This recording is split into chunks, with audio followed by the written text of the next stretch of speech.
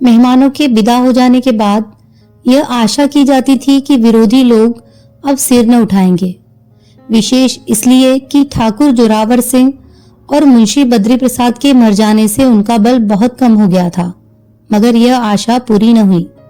एक सप्ताह भी न गुजरने पाया था कि और अभी सुचित से बैठने भी न पाए थे कि फिर यही दात किलकिल शुरू हो गई। अमृत राय कमरे में बैठे हुए एक पत्र पढ़ रहे थे कि महाराज चुपके से आया और हाथ जोड़कर खड़ा हो गया। अमृत राय ने सिर उठाकर उसको देखा तो मुस्कुराकर बोले, कैसे चले महाराज? महाराज, हुजूर जान बख्शी होए तो कहूं। अमृत, शौक से कहो, ऐसा न हो कि आप रिसे हो जाए। बात तो कहो।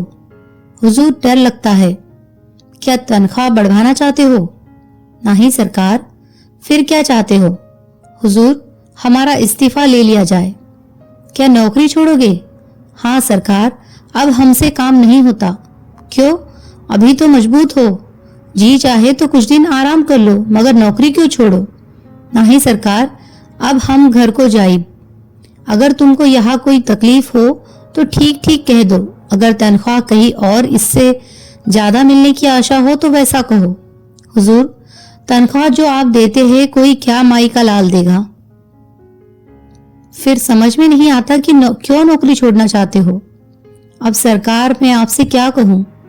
यहाँ तो यह बातें हो रही थी, उधर चम्मन और रमन, कहार और भगेलू वो दुखी बारी आपस में बातें कर रहे थे। भगेलू, चलो चलो जल्दी, नहीं तो कचहरी की बेला आ जाइए। चम्मन, आगे आगे तुम चलो। भगेलू, हमसे आगू न चला जाए है। तब कौन आगू चले? हम के का बताई? कोई न चले आगू तो हम चली थे। रमन बोला। दुखी, तय आगे एक बात कही थे, ना कोई आगू चले न कोई पीछू। चमन, फिर कैसे चला जाए? भगेलू, सब साथ साथ चले। चमन बोला, तुम्हार कपार, साथ चले मां कौन हरज है? भगेलू ने कहा। तब सरकार से बतियाए कौन? मम्मन बोला। दुखी का खूब बितियाब आवत है। भगेलू ने कहा, अरे राम रे, मैं उनके ताई न अजय हूं, उनका देख के मुका मुतास हो आवत है। दुखी ने कहा, अच्छा कौन चले तो हम आगू चले थे। भगेलू बोला। सब के सब चले। जब बरामदे में पहुंचे तो भगेलू रुक गया। मम्मन, ठाड़े काहे हो गए?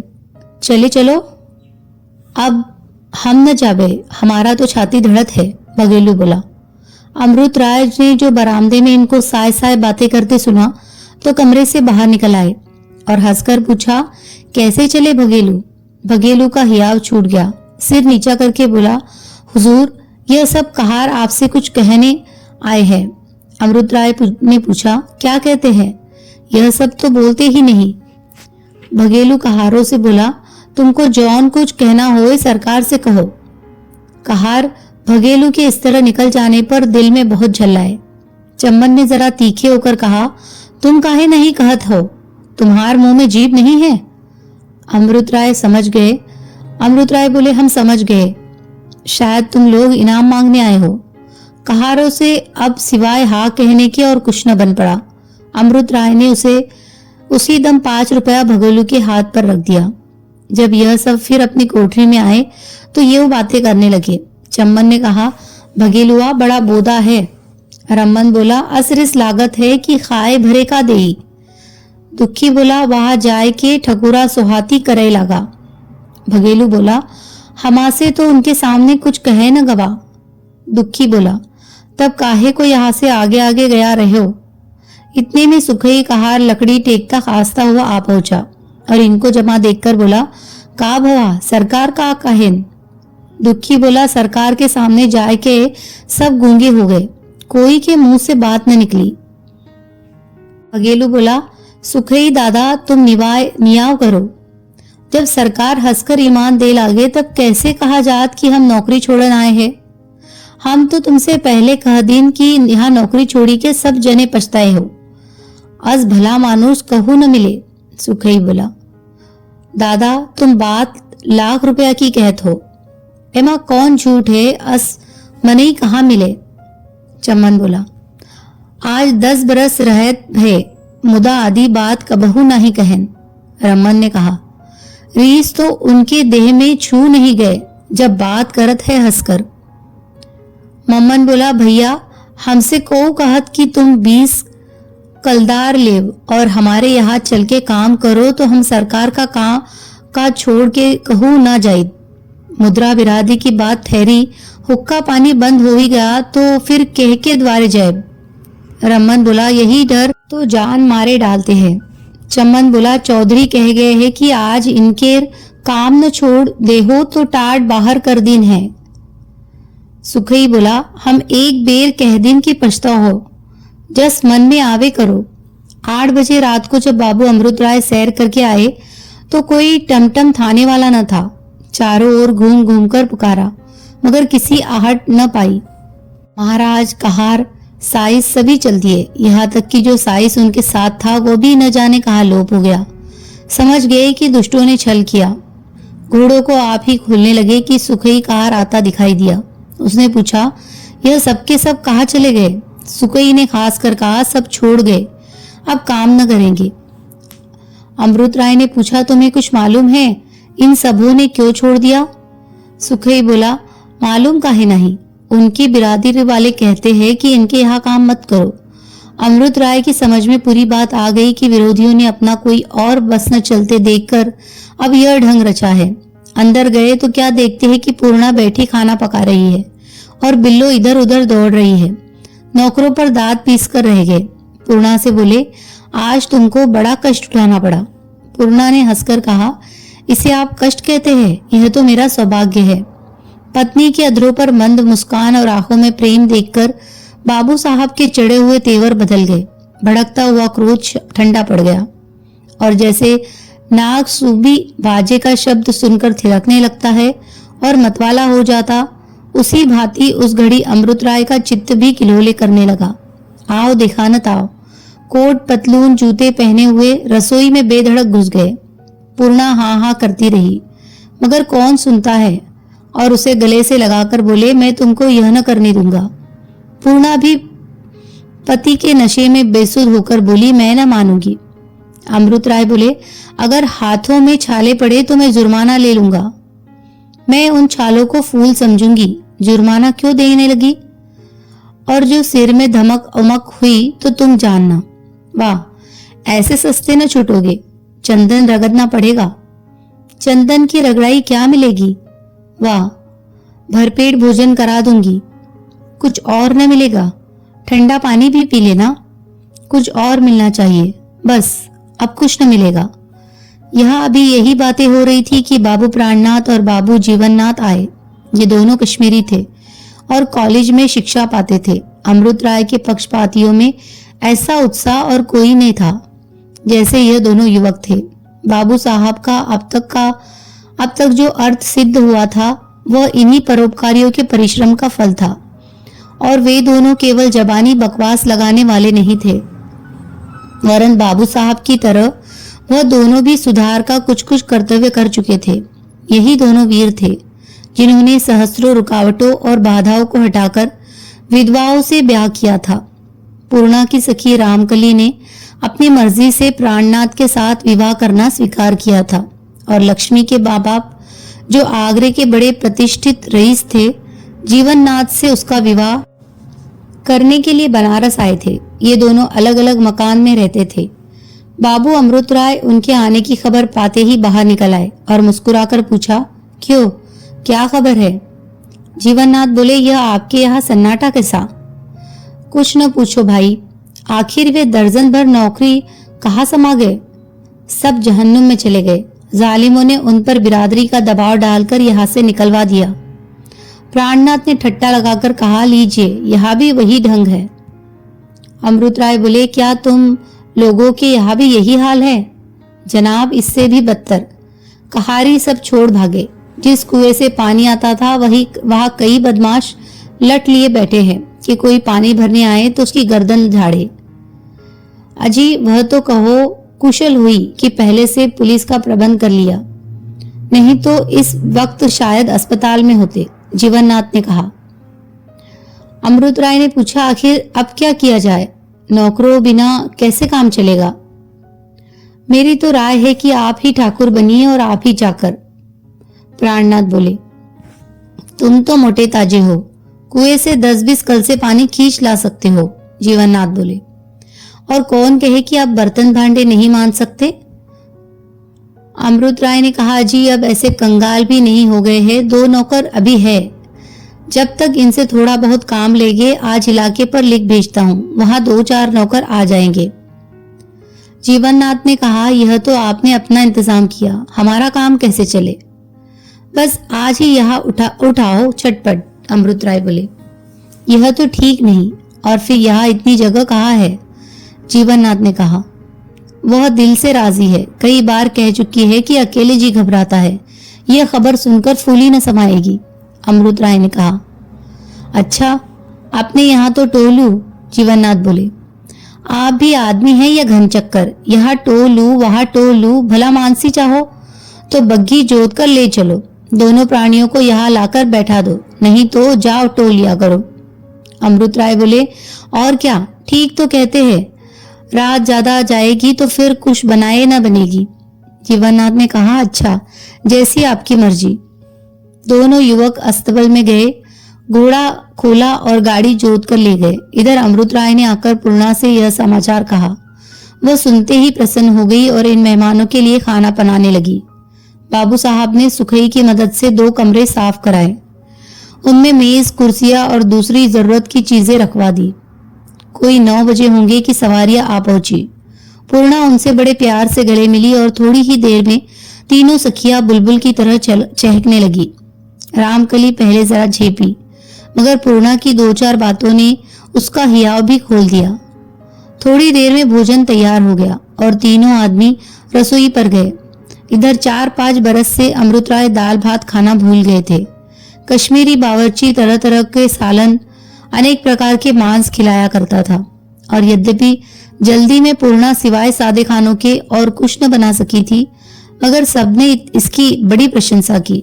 जीवननाथ और प्राणनाथ दोनों कश्मीरी ही थे, मगर वह भी कहते थे कि रोटी दाल ऐसी स्वादिष्ट हमने कभी नहीं खाई। रात तो इस तरह कटी। दूसरे दिन पूर्णा ने बिल्लो से कहा कि जरा बाजार से सौदा लाओ, तो आज मेहमानों को अच्छी अच्छी चीजें खिलाऊं।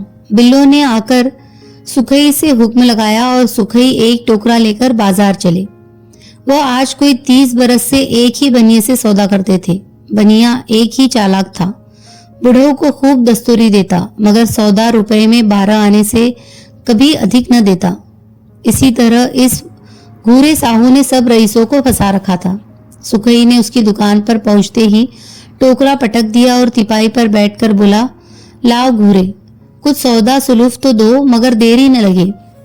और हर बार तो घूरे हंसकर सुखई को तमाकू पिलाता और तुरंत उसके हुक्म की तामील करने लगता, मगर आज उसने उसको और बड़ी रुखाई से देखकर कहा, आगे जाओ, हमारे यहाँ सौदा नहीं है। सुखई बोला, जरा आदमी देख के बात करो, हमें पहचानते नहीं क्या? घूरे ने कहा, आगे जाओ, बहुत टेटी न करो। सुखई बोला, कुछ भांग वांग तो नहीं खा गए हो? अरे हम सुखई है। अजी तुम लाट हो तो क्या, चलो अपना रास्ता देखो। क्या तुम जानते हो हमें दूसरी दुकान पर दस्तूरी न मिलेगी? अभी तुम्हारे सामने 2 आने रुपया लेकर दिखा देता हूं। तुम सीधे से जाओगी कि नहीं? दुकान से हटकर बात करो। बेचारा सुखई साहू की इस रुखाई पर आश्चर्यचकित हुआ। दूसरी दुकान पर गया, वहां भी यही जवाब मिला। तीसरी दुकान पर पहुंचा, यहाँ भी वही धुतकार मिली। फिर तो उसने सारा बाजार छान डाला, मगर कहीं सौदा न मिला। किसी ने उसे दुकान पर खड़ा तक होने न दिया। आखिर झक मारकर मरा सा मुंह लिए लौट आया और सब समाचार कहा, मगर नमक मसाले बिना कैसे काम चले। बिल्लो ने कहा, अब की मैं जाती हूँ, देखूं कैसे कोई सौदा नहीं देता। मगर वह जो ही बाहर निकली कि एक आदमी उसे इधर उधर टहलता दिखाई दिया। बिल्लो को देखते ही वह उसके साथ हो लिया, और जिस जिस दुकान पर बिल्लो गई वह भी परछाई की तरह साथ लगा रहा। आखिर बिल्लो भी बहुत दौड़ धूप कर हाथ झुलाते लौट आई। बेचारी पूर्णा ने हार कर सादे पकवान बनाकर घर धर दिए। बाबू अमृत राय ने जब देखा कि द्रोही लोग इसी तरह पीछे पड़े तो उसी दम लाला धनुष धारीलाल को तार दिया कि आप हमारे यहाँ 5 होशियार खिदमतगार भेज दीजिए। लाला साहब पहले ही समझे हुए थे कि बनारस में दुष्ट लोग जितना उधम मचाए थोड़ा है। तार पाते ही उन्होंने अपने अपने होटल के 5 नौकरों को बनारस रवाना किया, जिनमें एक कश्मीरी महाराज भी थे। दूसरे दिन यह सब आ पहुंचे। सबके सब पंजाबी थे, जो न तो बिरादरी के गुलाम थे और न जिनको टाट बाहर किए जाने का खटका था। विरोधियों ने उनके भी कान भरने चाहे, मगर कुछ दाव न चला। सौदा भी लखनऊ से इतना मंगा लिया जो कई महीनों तक काफी था। जब लोगों ने देखा कि इन शरारतों से अमृत राय को कुछ हानि न पहुंची तो और ही चाल चले। उनके मौक्किलों को बहकाना शुरू किया कि वह तो ईसाई हो गए हैं, साहबों के ढंग संग बैठकर खाते हैं, उनको किसी जानवर के मांस से विचार नहीं है, एक विधवा ब्राह्मणी से विवाह कर लिया है, उनका मुंह देखना, उनसे बातचीत करना भी शास्त्र के विरुद्ध है। मुवक्किलों में बहुधा करके देहातों के राजपूत ठाकुर और भूमिहार थे, जो यहाँ था अविद्या की कालकोठरी में पड़े हुए थे, या नए जमाने के चमत्कार ने उन्हें चौंधिया दिया था। उन्होंने जब यह सब उटपटांग बातें सुनी तब वे बहुत बिगड़े, बहुत झल्लाए और उसी दम कसम खाई कि अब चाहे जो हो जाओ, इस अधर्मी को कभी मुकदमा न देंगे। राम राम, इसको वेद शास्त्र का तनिक विचार नहीं भया कि चट एक राण को घर में बैठा लिया। छी छी, अपना लोक परलोक दोनों बिगाड़ लिया। ऐसा ही था तो हिंदू के घर में काहे को जन्म लिया था? किसी चोर चंडाल के घर जन्मे होते, बाप दादे का नाम मिटा दिया। ऐसी ही बातें कोई 2 सप्ताह तक उनके मौक्किलों में फैली, जिसका परिणाम यह हुआ कि बाबू अमृत राय का रंग फीका पड़ने लगा। जहां हमारे मुकदमों के सांस लेने का अवकाश न मिलता था, वहां अब दिन भर हाथ पर हाथ धरे बैठे रहने की नौबत आ गई। यहाँ तक कि तीसरा सप्ताह कोरा बीत गया और उनको एक भी अच्छा मुकदमा न मिला। जज साहब एक बंगाली बाबू थे। अमृत राय के परिश्रम और तीव्रता, उत्साह और चपलता ने जज साहब की आंखों में उन्होंने बड़ी प्रशंसा दे रखी थी। वह अमृत राय की बढ़ती हुई वकालत को देखकर समझ गए थे कि थोड़े ही दिनों में यह सब वकीलों का सभापति हो जाएगा। मगर जब 3 हफ्ते से उनकी सूरत न दिखाई दी तब उनको आश्चर्य हुआ। रिश्तेदार से पूछा कि आजकल बाबू अमृत राय कहाँ है। सरिश्तेदार साहब जाति के मुसलमान और बड़े सच्चे साफ आदमी थे। उन्होंने सारा ब्यौरा जो सुना था कह सुनाया। जज साहब सुनते ही समझ गए कि बेचारे अमृत राय सामाजिक कामों में अग्रण्य बनने का फल भोग रहे हैं। दूसरे दिन उन्होंने खुद अमृत राय को इजलास पर बुलवाया और देहाती जमींदारी के सामने उनसे बहुत देर तक इधर उधर की बातें की। अमृत राय भी हंस हंस कर उनकी बातों का जवाब दिया किए। इस बीच में कई वकीलों और बैरिस्टर जज साहब को दिखाने के लिए कागज पत्र लाए, मगर साहब ने किसी के ओर ध्यान नहीं दिया। जब वह चले तो साहब ने कुर्सी से उठकर हाथ मिलाया और जरा जोर से बोले, बहुत अच्छा बाबू साहब, जैसा आप बोलता है इस मुकदमे में वैसा ही होगा। आज जब कचहरी बर्खास्त हुई तो उन जमींदारों में जिनके मुकदमे आज पेश थे यो गलेचौर होने लगी। ठाकुर साहब पगड़ी बांधे, मूछें खड़ी किए, मोटा सा लठ हाथ में लिए आज जज साहब अमृत राय से खूब बतियाते रहे। मिश्र जी सिर घुटाए, टिका लगाए, मुंह में तंबाकू दबाए और कंधे पर अंगोछा रखे खूब बतियावत रहा, मानो कोई अपने मित्र से बतियावे। ठाकुर अमृत राय हंस हंस मुंडी हिलावत रहा। मिश्र जी बड़े आदमियन का सब जगह आदर होते। ठाकुर ने कहा, जब वो दोनों बतियाते रहे तब तालुक कऊ वकील आए, बाकी साहब को की और तनिक नहीं राखिन। मिश्र जी हम कहे दे थे तुम्हार मुकदमा उन्हीं के राय से चले, सुनत रहियो कि नहीं। जब अमृत राय चले लागो तो जज साहब कहन कि इस मुकदमे में वैसा ही होगा। ठाकुर सुना काहे नहीं, बाकी फिर काव करी। मिश्रा जी इतना तो हम कहते हैं कि अस वकील पृथ्वी भर में नाही ना। कस बहस करत है मानो जीवा पर सरस्वती बैठी होए, उनकर बराबरी करे आज कोई नहीं है। मुदा ईसाई हो गया, राण से ब्याह किए सी। अतने तो पीछ पड़ा है, अगर उनका वकील कहे होइत तो बाजी बद के जीत लाई। इसी तरह दोनों में बातें हुई और दिया में बत्ती पड़ते पड़ते दोनों अमृत राय के पास गए और उनसे मुकदमे की कुल रुईदात बयान की। बाबू साहब ने पहले ही समझ लिया था कि इस मुकदमे में कुछ जान नहीं है। 30 पर उन्होंने मुकदमा ले लिया और दूसरे दिन ऐसी योग्यता से बहस की कि दूसरी ओर के वकील मुख्तियार खड़े मुंह ताकते रह गए। आखिर जीत का सेहरा भी उन्हीं के सिर रहा। जज साहब उनकी वक्तृया पर ऐसी प्रसन्न हुए कि उन्होंने हंसकर धन्यवाद दिया और हाथ मिलाया। बस अब क्या था, एक तो अमृत राय यो ही प्रसिद्ध थे, उस पर जज साहब का यह बर्ताव और भी सोने पे सुहागा हो गया। वह बंगले पर पहुंचकर चैन से बैठने भी न पाए थे कि मुवक्किलों के दल आने लगे और 10 बजे रात तक यही तांता लगा रहा। दूसरे दिन से उनकी वकालत पहले से भी अधिक चमक उठी। द्रोहियों ने जब देखा कि हमारी चाल भी उल्टी पड़ी तो और भी दांत पीसने लगे। अब मुंशी बद्री प्रसाद तो थे ही नहीं कि उन्हें सीधी चालें बताते और न ठाकुर थे कि कुछ बाहुबल का चमत्कार दिखाते। बाबू कमला प्रसाद अपने पिता के सामने ही से इन बातों से अलग हो गए थे। इसीलिए दोहियों को अपना और कुछ खास न देखकर पंडित भगुदत्त का द्वार खटखटाया। उनसे कर जोड़कर कहा कि महाराज कृपा सिंधु, अब भारत वर्ष में महा उत्पात और घोर पाप हो रहा है। अब आप ही चाहो तो उसका उद्धार हो सकता है। सिवाय आपके इस नौका को पार लगाने वाला इस संसार में कोई नहीं है। महाराज, अगर इस समय पूरा बल न लगाया तो फिर इस नगर के वासी कहीं मुंह दिखाने के योग्य नहीं रहेंगे। कृपा के परनाले और धर्म के पोखरा ने जब अपने जजमानों को ऐसी दीनता से स्तुति करते देखा तो दांत निकालकर बोले, आप लोग जौन हैं तैन घबराए मत। आप देखा करे कि भृगुदत्त क्या करते हैं। सेठ दुनीमल बोले, महाराज कुछ ऐसा यत्न कीजिए कि इस दुष्ट का सत्यानाश हो जाए, कोई नाम लेवा न बचे। कई आदमियों ने कहा, हाँ महाराज, इस घड़ी तो यही चाहिए। भृगुदत्त बोले, यही चाहिए तो यही लेन, सर्वथा नाश न कर दूं तो ब्राह्मण नहीं, आज के 7वें दिन उसका नाश हो जाएगा। द्रव जो लगे बेखटके कोठी से मंगा लेना। सेठ जी बोले, इसके कहने की कोई आवश्यकता नहीं, केवल 500 ब्राह्मण का प्रतिदिन भोज होगा। भृगुदत्त ने कहा। बाबू दीनानाथ बोले, तो कहिए तो कोई हलवाई लगा दिया जाए। राघव हलवाई पेड़े और लड्डू बहुत अच्छे बनाता है। भृगुदत्त बोले, जो पूजा मैं कराऊंगा उसमें पेड़ा खाना वर्जित है। अधिक इमरती का सेवन हो उतना ही कार्य सिद्ध हो जाता है। इस पर पंडित जी के एक चेले ने कहा, गुरुजी, आज तो आपने न्याय का पाठ देते समय कहा था कि पेड़े के साथ दही मिला दिया जाए तो उसमें कोई दोष नहीं रहता। भृगुदत्त ने हंसकर कहा, हाँ हाँ, अब स्मरण हुआ, मनु जी ने इस श्लोक में इस बात का प्रमाण दिया है।